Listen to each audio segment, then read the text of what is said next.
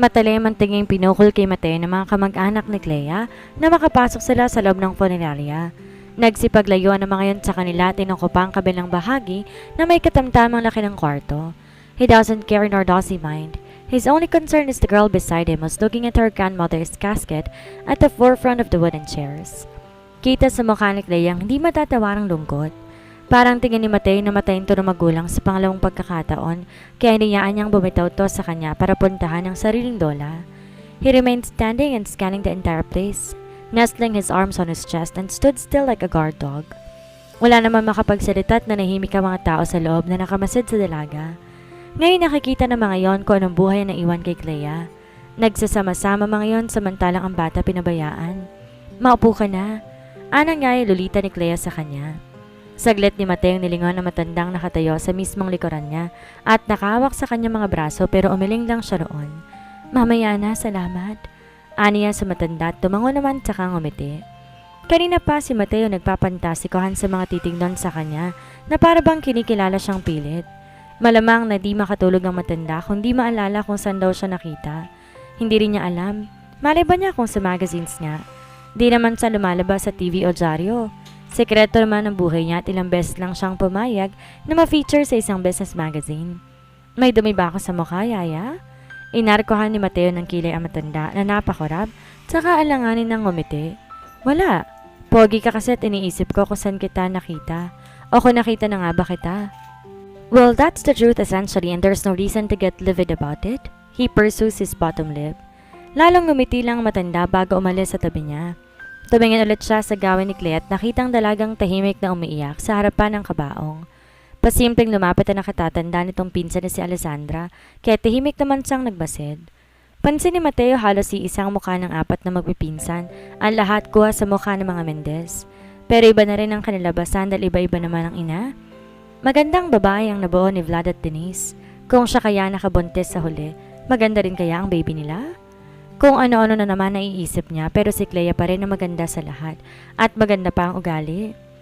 Nakita niya pasimpleng hinawakan ni Alessandra ang siko ni Clea pero mukhang mariinket pasimple rin siyang lumapit sa dalawa at tinutok agad ang mga mata sa katawan nito bago sa mukha. Subukan mong awayin yan, ikaw yung papalit ko sa ataol ng lola mo. Banta agad ni Mateo sa babaeng umirap at pabalyang tinulak si Clea. Aray! Angil naman ang dalaga sa pinsan. Buwangga pa ito sa katawan niya kaya kagad naman niyang sinuportahan. Alam mo ang yabang mo. Matari na daldal sa kanya ni Alessandra pero hindi niya pinansin. Leave. Simpleng bulong ni Mateong puno ng kayabangan. Do not make me lose my patience because I assure that I am not a damn nobleman. He flatly said, threatening the woman. Napipiko na rin kasi siya sa inaasa ng babae. Masyado mayabang tulad ng ama. Acting as if they did not get something from Clea. 3 milyon na kabilihan ng manson. Nakahati pa. He can spend 500,000 pesos in just a month or two. Sa hirap ng buhay, hindi na talaga siya magtatakang walang pera si Clea ang natira. Lalo pat di pa naman nakakapagtrabaho. Matari na tumalikod yon matapos sumalap sa zipper ng pantalon niya. Kahit napatingin din siya sa sarili niyang ibaba. What's with my damn fly? Tanong niya sa sarili pero alam niya ang sagot. Napatanong lang siya dahil mukhang interesado ang pinsan ni Clea kahit iirap-irap ang malditang yon. Mukhang gustong makatikim ng pag-aari ng isang Bustamante, his 10 inches. Di niya akalaing nakatingin din ang dalaga sa kanya at yumuko rin para makatingin sa zipper ng pantalon niya. Bukol lang meron. Inosenteng sagot ni Clea sabay ng pamumula ng mukha. And maybe when she had realized what she just said, she immediately looked away and gulped. Kung wala lang patay, baka humalakak na si Mateo ng husto. Pero bilang respeto sa lola nito, mahina lang siyang tumawa. Sinarili ang pangit-ngit ng katawan. He would love to try that bukol on Clea and not on Alessandra. Kanina pa tingin ng tingin si Ate Sandy sa bukol mo, Tito Mateo. Masyado naman kasing pahalata at expose. Anito pa at parahang pinahid ang mukha. Ang mga luhay na tuyo na sa pisngi bago humarap ulit sa patay. And she'll love it even more without the fabrics. Di naman siya sumagot at sa isip lang kabastusan na yon. Women who have slept with him knew how obscene his mouth is. Tahimik siya pero sa loob namumunga ang bibig niya sa kabastusan. But as much as possible, he does not want to be lewd when it comes to the girl, just how much she respected her mother. May lugar naman ang pagsasalita niya ng mga kabastusan at di sa oras na yung nasa harap pa sila ng patay dahil baka bumangon ng lola ni Clea at tuhurin ang kanyang footlong. Halika, Tito Mateo. Umpisa ng dalaga. He pouts and nod. Para siyang tanga, ni minsan sa buhay niya hindi siya kumausap ng patay pero naroon siya at pinabibigyan ito na makilala ng lola na hindi na humihinga. Sa tingin niya wala siyang kayang kontrolin sa lahat ng gusto nitong gawin. Nung una istrikto siya pero nang lumaon at nalaman niya na hindi lang to basta dalaga na dapat niyang bantayan, nagbago ang lahat ng buong sistema niya. Her misery and her hardships in life were more than enough. He cannot afford to put more burden in her already burned out life. Mabait yan la, kahit masungit at mukhang laging papatay ng tao. He's just a very burly guy, but he has a kind heart. Sumalyap to sa kanya at gumiti na parang nahihiya, samantalang siya ay nakatayo lamang. At napakaseryoso na mukha, but deep inside, nakangisi pati abdo niya. He has a big heart, she added. Yes, baby, siya lang kaya sa isang tao na iba at hindi ko naman kakilala, pero malaki ang concern sa akin. She told her deceased granny. Tahimik lang si Mateo at nakikinig na mamasid sa mukha nitong walang kasing amo. Kung natural na mabait na ang mukha nito ngayon, mas lalo pa dahil nalulungkot. Ito ang mukha ng babae na hindi gugustuhin ng laking paiyakin. Mabait siya, Lala. Her voice cracks. Oh sweet Jesus, not this time, Clea. Naiiyak na rin. Naman kasi talaga ang dalaga. Please tell mommy and daddy not to worry about their baby. May defender na ako. Kumurap siya na makita niyang nalaglag na ang mga luha ni Clea sa mata. Ewan niya pero para may dinudurog sa kanya habang nakikita tong umiiyak. He never made Clea's mom cry for 3 years. Kahit hindi siya palaimik noon at di makwento, di niya hinayaang umiyak ni minsan si Denise. Kung ano naman palang swerte nooy siya namang pagkamalas ngayon ng sariling anak na wala sigurong ginawa kundi umiyak tuwing naalalang nangyari. Simula na mamatayan ng mga magulang. She's got no sister or even a brother to protect her and comfort her. And the truth made her life even worse. Tell them not to worry because Tito Mateo is a great guy and I believe in him so much. I trust him more than anybody else in this world. She softly sobs. She trusts me more than anyone in this world. Napangisi siya sa narinig at kagad inakbayan. Inakbayan ang dalagang umiiyak na hindi pa umaabot sa balikat niya. Enough, come on, let's take our seats. I am sure your Lala will relay the message to your dad and mom. Tatawag ako sa inyo at magpapahatid ako ng damit dito. Do you want my staff to bring Cutie? Inagod ang braso ni Clea at sa kamarahan na niyugyog para tumigil sa pag-iyak. Sunod-sunod ang pagtango ni Clea. Please, kawawa naman si Cutie, walang kasama sa penthouse. Anito habang kinukusot ang mga matang parang bata. He just hid a smile as he turned her, but then before they could take a step, Clea looked back at the coffin. I'll just sit, Lala. I will not leave. Paalam nito sa matanda na para bang buhay lang kausap. Sa kabilang side ni Mateo dinala si Clea kung saan walang kahit na isang umuuko pa sa mga kahoy na upuan. Kung iwas-iwas kaya niyang lahat ng gamit doon para may magsilapit lang ang mga tao rito. Nakakabwisit kasi. Kawa-awa na sobrang dalaga na parang mas lalo pang inapi. She looks like a person who has an infectious disease that can easily spread and spoil anyone who will come near her. Walang tigil ang mga yon sa pagtingin-tingin para bang kung wala siya, itatapon na lang si Clea papalabas. Nang di siya makatiis, kinuha niya ang cellphone sa bulsa. Tinawagan ng ahensya ng pulisya sa Angeles. Gusto niyang iparinig sa lahat ng kamag-anakan ni Clea na hindi naman basta-basta mapapahamak ang mga yon dahil lang sa presensya nito. Well then, he cannot blame them as well. Mas nauna nang namatay dahil sa isang pagbabanta. Pero di naman malamang ang matanda ang punteriya ng lalaking lumapit at nag-iwan ng isang threat para sa dalaga. Nagkataon lang din inatake sa puso ang matandang Mendez kaya't sa kasamang palad namatay. Stay here, aniya kay Clea habang hinihintay na may sumagot sa kabilang linya ng cellphone. Naglakad siya papalapit sa kabilang side ng hall kung saan niya nang inookupa ng mga Mendez. Well, all of you, listen. Aniya sa mga yun at wala siyang pakialam kung ang talim-talim ang tingin sa kanya ni Tristan Mendez at ng anak ng lalaki. Kahit papagsamahin lahat ng lalaki roon, wala ni isa man ang makakapagpatumba sa kanya. Sa laki niya at bilis kumilos, duda siya kung may tatama man lang na isang suntok sa walang kasing gwapo niyang mukha. He turned on the speaker of his phone. Hello, Angeles City, Pampanga PNP, how may we help you? Boses yun na isang babae sa kabilang linya. I need cops here who will secure St. Martha Building number 2. I have here a client who has a protective order regarding about 2 ex-convicted slayers who were also the suspected criminals for the demise of a certain Señora Carmelita Mendez. Sagot niya sa babae habang nakipagtitigan kay Tristan. Yes, may we know who's calling please? Tanong ulit nun sa kanya. Military Office, Lieutenant General Mateo Bustamante? Wala naman siyang katakot-takot na ipakalalang sarili sa tao. Kahit pa i-ambush siya, wala siyang pakialam. Matawid siyang tao at ni minsan naman wala pang nagtangka sa buhay niya. Sabihin man niyang totoo sa hindi siya kabilang sa watch list ng mga nasa kabilang side ng demokrasya. Ang totoo may mga kaibigan siyang taga-bundok at nakainuman pa niya minsan. He is a very fair man. He never judges easily.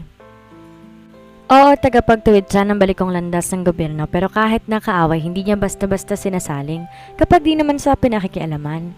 At sino ba nagligtas sa daddy niya na minsang na-hold up yon at pinagbabaril ng mga bodyguards? Di ba mga taga-bundok na minsan niyang nakilala na mag-hiking siya? He is protecting his country to other aliens who will threaten his place, but not to all the people who also live inside the territory, and is talking about the entire Philippines. Komunista man o hindi, may tenga siya na handang makinig, pero hindi sa mga kriminal na tulad ng pumatay sa mga magulang ni Clea.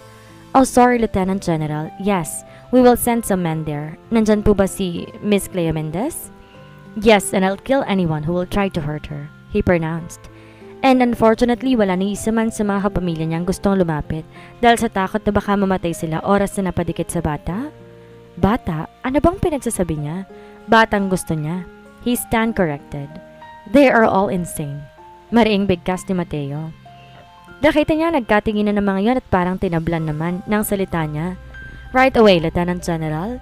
Gagawin ko ng report at pipirmahan ko kay Chief. Give me 15 minutes, sir, but I'll make sure na may darating na police. Gracias. He hung the call and slid his phone back inside his pocket. Now what, people? Gusto niyo isang troop ng militar ang papuntahin ko para lang lapitan niyo si Clea? Where are the damn balls of the men who are inside this hall? Wala ba kayong mga harap na nauuna pa kayong tumakbo kaysa protekta ng 17 anyos sa dalaga na nakaupo dun mag-isa? He intentionally pointed at Clea. Man, I couldn't believe that Mendezes got their balls on their feet. Mapang-insulto niyang bigkas sabay talikod. Binalikan ni Mateo si Clea na hindi maiwalay ang mga mata sa kanya kaya naupo siya sa tabi nito. He rested his arm at the edge of the backrest and gave her a smirk while she was looking at her with full amazement. I don't know how to thank you. I mean, your duty is just to protect me, but it seems like you're protecting me from anyone who wants to harm me. I mean even to my own relatives? She beams beautifully. Kumikinang ang mga mata nitong maganda sa tawa at sa hindi niya malaman na dahilan. Ngayon ay siya na ang nagpapaiwas ng tingin dahil tumatagos sa kaloob-looban niya ang titig nito.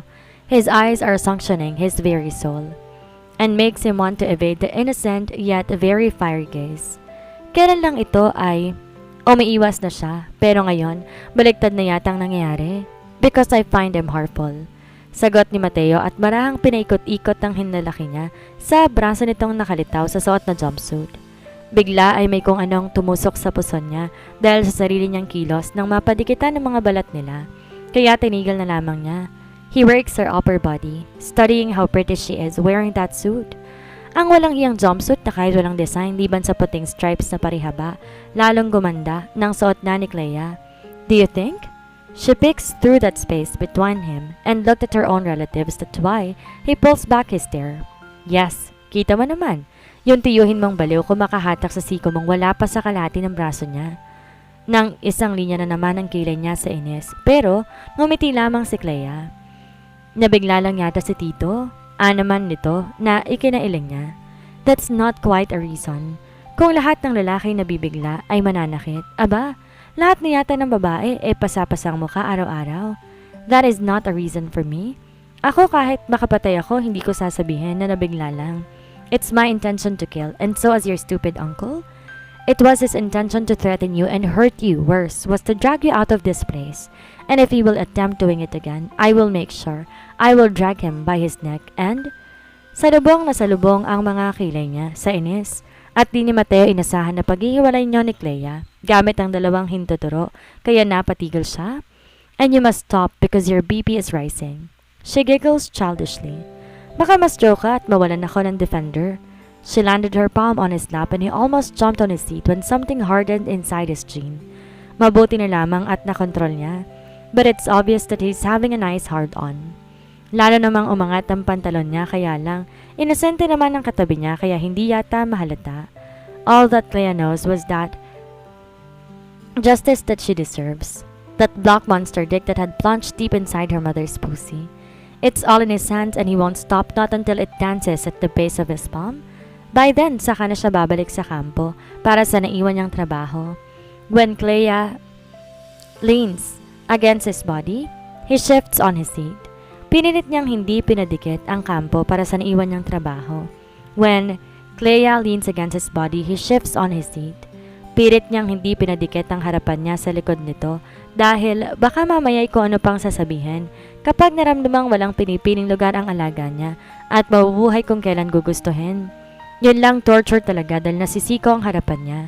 Napatingin na lang siya sa matandang katulong nang lumabas iyon sa pasadyang kusina ng forenarya at tulak-tulak ng isang mesa na may mga kubyertos. Nauna yung tumigil sa harapan nila at inabutan sila ni Clea. Nakatingin na naman iyon sa mukha niya pero hinayaan na lamang niya. Ano bang meron sa mukha niya at gano'n na lamang yon kung makatitig?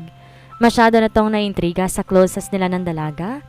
Unahin nyo ng yayan yung mga pangit sa kabilang side. Utos ni Mateo sa matanda na nagpahagikik ulit kay Clea. Pasaway kang bata. Mamaya marinig ka ni Tristan mag-away na naman kayo.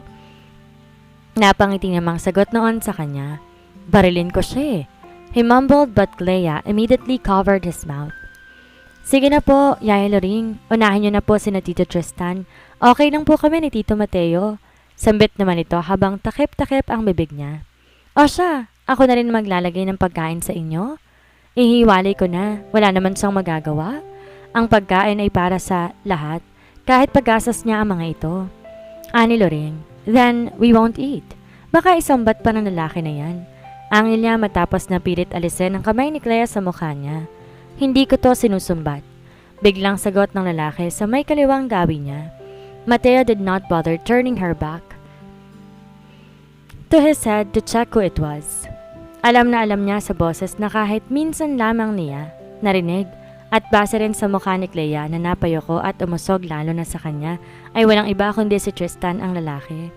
Let Clea eat and that asshole too? The man added that made her ear beat. Wag mo ako ma-asshole kung ayaw mong sumabog yung bunganga mo. Ganting sagot naman ni Clea kaya't sunod-sunod ang pag-iling ni Clea sa kanya.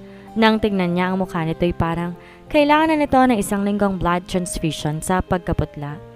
Her natural rosiness just evaporated and fear was written all over her face.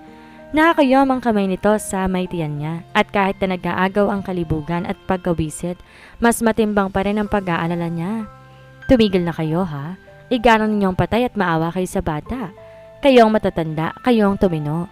Saway na matanda sa kanila. Naawa naman si Mateo kay Clea kaya't hindi na lamang siya umimik. Pinilit niyang isara ang bibig pero kapag umisa pa si Tristan ay baka tumimbuwang na lamang iyon sa sahig at baka hindi na dahil yon sa suntok kundi dahil sa bala ng 45 niya. Akin na po yan. Clea managed to spill like a frightened cat, glancing at Tristan from time to time while handing the plates. Thank you, Tito.